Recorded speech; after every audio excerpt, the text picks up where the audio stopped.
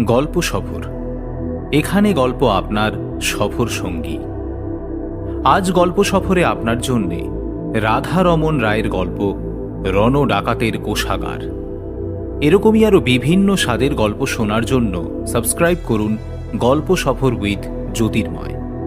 তাহলে চলুন আর কথা না বাড়িয়ে আজকের গল্প সফর শুরু করা যাক।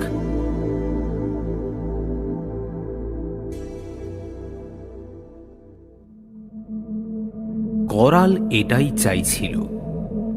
রণজিৎ কয়েকদিনের জন্য ঘাঁটির বাইরে থাকবে, সেই সুযোগে ও কোষাগার লুট করে তল্লাট ছেড়ে পালিয়ে যাবে। তারপর নতুন জায়গায় গিয়ে ছদ্মনাম নিয়ে নতুন জীবন শুরু করবে। রণজিৎ বলল, দূরের পথ, যেতে হবে নারায়ণগঞ্জ। ঘোড়ায় চড়ে গেলে সময় হয়তো কম লাগতো, কিন্তু নদী নালার দেশে ঘোড়া মাঝে মাঝেই সমস্যায় বাড়াবে। তার চাইতে রণপা অনেক ভালো। আমরা তো সবাই রণ পায়ে হাঁটতে পারি। ভয়ের কিচ্ছু নেই, মাত্র তো 2 হপ্তা। ডাকাতির কাজ মিটে গেলেই ফিরে আসবো। তা ঘাঁটিতে কজনকে রেখে যাচ্ছ? কায়দা করে কথাটা করাল জানতে চাইল। তোমাকে নিয়ে 6 জন, আর থাকছে ভোলা, সে কোষাগার পাহারা দেবে। তবে কোষাগার সমেত আমার এই ঘাঁটি পাহারার মূল দায়িত্বে রইলে তুমি। ভোলা কুকুর হলেও তার উপরে ভরসা রাখতে পারো। এই ভোলাকে নিয়েই করালের ভয়। রণজিৎ ছাড়া অন্য কাউকে সে মন্দিরে ঢুকতে দেয় না। কোষাগারে যেতে হলে মন্দিরের ভেতর দিয়েই যেতে হয়। সেখানে অবশ্য রণজিৎ ছাড়া অন্য কেউ আজ পর্যন্ত যায়নি, যাওয়ার হুকুমও নেই। মন্দিরটা ছিল ট্যাঙা জলার ডাঙায়। রণজিতের প্রথম ঘাঁটি ছিল এখনকার রানাঘাট শহরের সিদ্ধেশ্বরী তলায়, আর তার দ্বিতীয় ঘাঁটি ছিল ট্যাঙা জলার ডাঙায়। বর্তমান রানাঘাট শহরের উত্তর পূর্ব দিকে প্রায় 2 কিলোমিটার দূরে অবস্থিত নতুন গ্রামের যে এলাকায় এখন রয়েছে রায়দের বাড়ি, আগে এই জায়গাটাই পরিচিত ছিল ট্যাঙা জলার ডাঙা নামে। সে সময় জায়গাটার চারদিকে ছিল খাল, বিল, জলা। তখন এখানে ছিল দুর্গম বন। সেই বনের মধ্যে গড়ে উঠেছিল রণজিতের দ্বিতীয় ঘাঁটি। পলাশির যুদ্ধের পরে বাংলার নবাব হলেন মির্জাফর। তিনি নবাব হয়েছিলেন 2 দফায়, 1757 থেকে 1760 এবং 1764 থেকে 1765 সাল পর্যন্ত। মাঝখানে 1760 থেকে 1764 সালের কিছু সময় পর্যন্ত নবাব ছিলেন মীর কাসেম। দেশে তখন আইনের শাসন ছিল না বললেই চলে। রণজিৎ ওরফে রণ ডাকাতের উত্থান ঠিক এই সময়টাতেই ঘটেছিল। তার ঘাঁটি যদিও বর্তমান রানাঘাট অঞ্চলে ছিল, সে রণ পায়ে চড়ে ডাকাতি করে বেড়াতো চারিদিকে। গরিব মানুষরা তাকে আপনজন ভাবলেও জমিদার মহাজনরা তার নাম শুনলেই ভয়ে আঁতকে উঠত।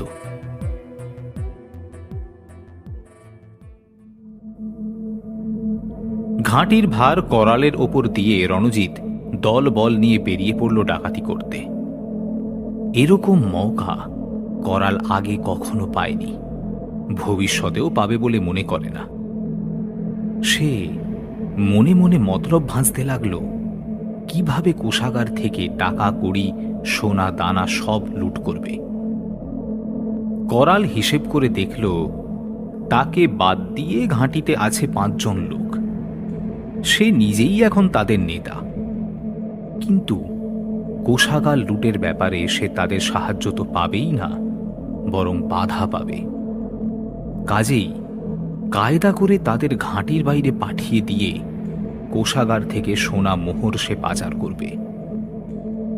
কাছেই জলার ধারে বাঁধা থাকবে ডিঙি নৌকো। মালকড়ি তাতে একবার তুলতে পারলে তার পক্ষে তখন সটকে পড়া কঠিন হবে না।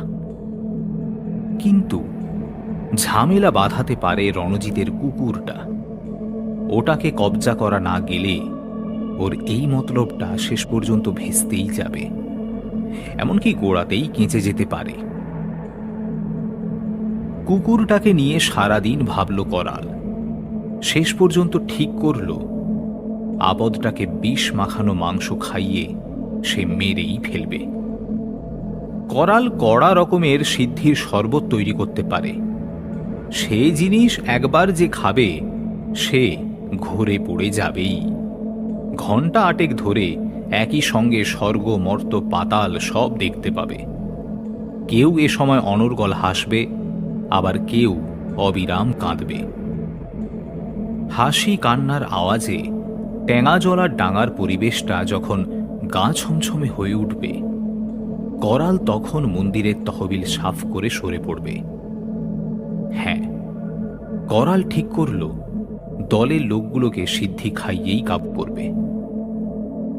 আসলে করালের সবকিছু কেমন গুলিয়ে যেতে লাগলো। প্রথমে ভেবেছিল দলের লোকগুলোকে বাইরে পাঠিয়ে দেবে, এখন ভাবছে তাদেরও সিদ্ধি খাইয়ে বেহুঁশ করে রাখবে। রাত্রিরে ভাবতে ভাবতেই ও ঘুমিয়ে পড়ল। পরদিন সকালে যখন ওর ঘুম ভাঙল, তখন মাথায় এলো একটা সম্পূর্ণ নতুন ভাবনা। করালের সঙ্গীদের নাম শঙ্কর, কার্তিক, অর্জুন, জীবন আর বচন।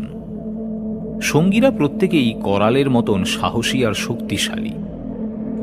ঘুম থেকে উঠেই করাল দেখতে পেল অর্জুন লাঠি হাতে মন্দিরের সামনে পায়চারি করছে। করাল বলল, ওহে, শিকারে যেতে পারবে?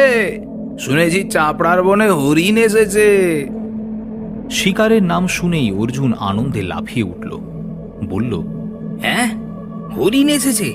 বাবা, হ্যাঁ, বহুদিন হরিণের মাংস খাওয়া হয়নি। কিন্তু হরিণ তো আসে বাঘের তাড়া খেয়ে, তাহলে ওই বনে বাঘও নিশ্চয়ই এসেছে। সেখানে দল বেঁধে না গেলে বাঘের পেটে যেতে হবে, বুঝলে? হ্যাঁ, দল বেঁধেই যাবে। হ্যাঁ, তা ভোলাকেও সঙ্গে নিয়ে নিও। আমি একাই ঘাঁটি সামলে নেব। ভয় পাচ্ছ নাকি? না না, কিসের ভয়? তাহলে সকাল সকাল সবাই মিলে বেরিয়ে পড়ো, ঠিক আছে? করালের ভয় ছিল ভোলাকে নিয়ে। ওই কুকুরটাকে করাল দেখতে পারে না। কুকুরটাও করালকে ঠিক পছন্দ করে না। ওটা থাকলে এত সহজে মন্দিরে ঢোকা করালের পক্ষে সম্ভব হতো না। মন্দিরের ভেতরেই রয়েছে রণজিতের কোষাগার। সেখান থেকে মালকড়ি বের করে জলার ধারে কোনো ঝোপের মধ্যে লুকিয়ে রাখবে বলেই ঠিক করল করাল। তারপর রাত্রিবেলা দলের সবাইকে সিদ্ধির শরবত খাইয়ে ঘুম পাড়িয়ে রেখে মালকড়ি নৌকায় তুলে বাচকোর খাল হয়ে চূর্ণী নদীর পথে হারিয়ে যাবে। মন্দিরে ঢুকে বেদির ওপর রাখা কোষ্টি পাথরের তৈরি কালী মূর্তি ছাড়া করাল আর যা দেখতে পেল সেটা একটা প্রকাণ্ড খাঁড়া। এই খাঁড়াটা দেওয়ালে ঝোলানো রয়েছে। এটা দিয়ে রণজিৎ নিজের হাতে নরবলি দেয়। কিন্তু কোথায় কোষাগার, কোথায় ধনরত্ন, টাকা কড়ি, সোনা দানা, মোহর? সেসব গেল কোথায়? করালের মাথাটা কেমন যেন ধাঁধায় ভোঁ ভোঁ করতে লাগল। মন্দিরের দরজাটা ভেতর থেকে বন্ধ করে মেঝের ওপর ঝপ করে বসে পড়ল করাল। কিছুক্ষণ পরে মনটা একটু ঠান্ডা হলে দেয়ালের চারধারে চোখ বোলাল। বিশাল খাঁড়াটার ওপরে ওর চোখ আটকে গেল।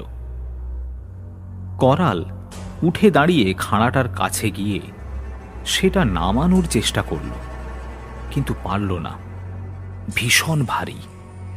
রণজিৎ ছাড়া এই খাঁড়ায় অন্য কেউ আর হাত দেয় না। কাজেই এটার ওজন সম্বন্ধে আগে থেকে ওর কোনো ধারণাই ছিল না। ও বুঝে নিল অস্ত্রটা জোর করে নামাতে গেলে বেকায়দায় পড়ে যেতে পারে, আঘাত লেগে মৃত্যুও হতে পারে। অগত্যা করাল নজর দিল কালী মূর্তিটির দিকে। মরিয়া হয়ে সেটা তুলতে গিয়ে ওর মনে হলো বেদির ওপরের পাথরটা কেমন যেন আলগা। ও তখন মূর্তিটিকে মেঝের উপরে রেখে গায়ের সবটুকু শক্তি দিয়ে পাথরটাকে সরিয়ে ফেলল। আর তখনই ও দেখতে পেল তার নিচের সুড়ঙ্গ পথটা। উত্তেজনায় ও থরথর করে কেঁপে উঠল। কাঁপা পায়েই করাল সুড়ঙ্গে নেমে পড়ল। অন্ধকার পথ, কিছুই দেখা যায় না। হাতে একটা মশাল থাকলে ভালো হতো। করাল তাই ফিরে এলো। মন্দিরের ভেতরেই মশাল আর চকমকি পাথর ছিল। মশাল ধরিয়ে ও আবার সুড়ঙ্গে নামল। সুড়ঙ্গ পথটা প্রথমে ঢালু হয়ে নিচে নেমেছে, তারপর একটা লম্বা ঘরে এসে শেষ হয়েছে। ঘরটার ওপাশের দেওয়ালের কাছে একটা বিশাল সিন্দুক।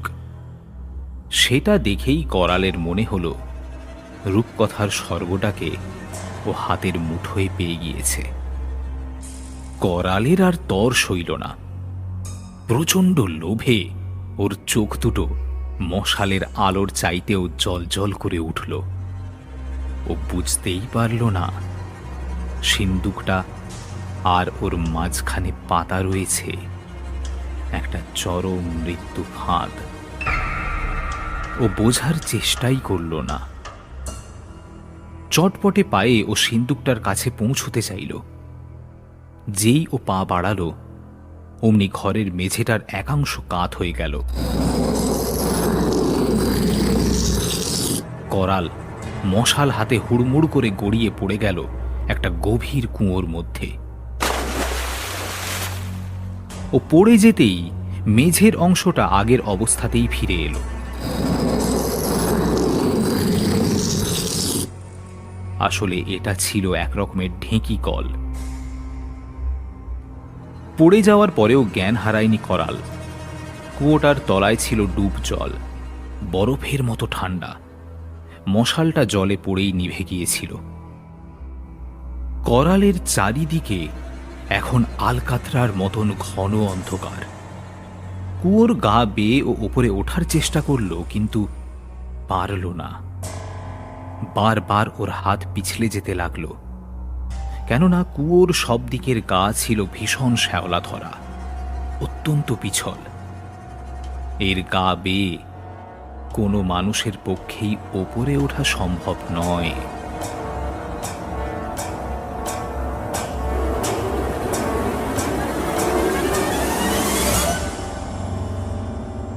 অর্জুনরা চাপড়ার বনে সারাদিন দাপাদাপি করেও কোনো হরিণের সন্ধান পেল না, বাঘেরও দেখা পেল না।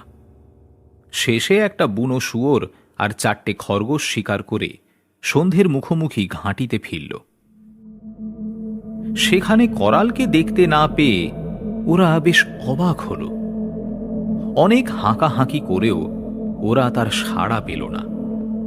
ওদের মাথাতেই এলো না করাল মন্দিরের ভেতরে ঢুকতে পারে, কারণ রণজিতের নিষেধ আছে মন্দিরে ঢোকায়। ভোলা কুকুর কিন্তু ব্যাপারটা বুঝতে পারল।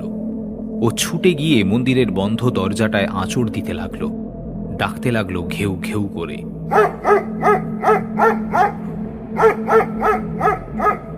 অর্জুনরা এগিয়ে গিয়ে দরজাটা পরখ করে দেখল সেটা ভেতর থেকে বন্ধ। তার মানে করাল ভেতরেই আছে। এখন ওরা বুঝতে পারল করালের অভিসন্ধিটা।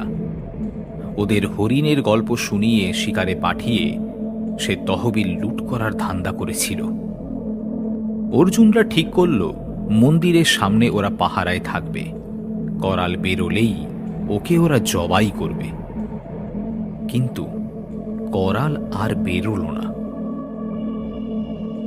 12 দিন পরে রণজিৎ ডাকাতি করে ঘাঁটিতে ফিরে এসে সব কথা মন দিয়ে শুনল। তারপর দরজা ভেঙে মন্দিরে ঢুকে মূর্তি আর বেদির ঢাকনাটা সরানো দেখে ঘটনাটা আঁচ করে নিল। কোষাগারে এসে একটা পচা ভ্যাপসা গন্ধ পেল রণজিৎ। সেদিনই অনেক কসরত করে করালের মৃতদেহটা ওরা উদ্ধার করল। তারপর সেটাকে দাহ করে জলার জলে ফেলে দিল। করাল রণজিৎকে শিক্ষা দিয়ে গেল, পরীক্ষা না করে কোনো মানুষকেই বিশ্বাস করতে নেই। আর দলের অন্যরা ধরে নিল রণজিতের কোষাগার পাহারা দেন মা কালী নিজে। যে লুট করতে যাবে তারই কোনো না কোনোভাবে মৃত্যু ঘটবেই। এই ঘটনার পর থেকে রণজিৎ যতদিন বেঁচে ছিল তার কোষাগারে সে নিজে ছাড়া অন্য আর কেউ ঢোকেনি।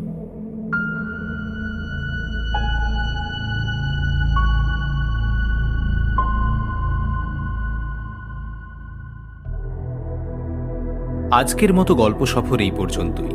শুনছিলেন রণ ডাকাতের কোষাগার, রচনা শ্রী রাধারমণ রায়। আগামী পর্বে আরও একটি নতুন গল্প নিয়ে আসবো আমি। ততক্ষণ শুনতে থাকুন, শোনাতে থাকুন এবং অবশ্যই লাইক করুন, শেয়ার করুন ও সাবস্ক্রাইব করুন গল্প সফর উইথ জ্যোতির্ময়, যেখানে গল্প আপনার সফর সঙ্গী।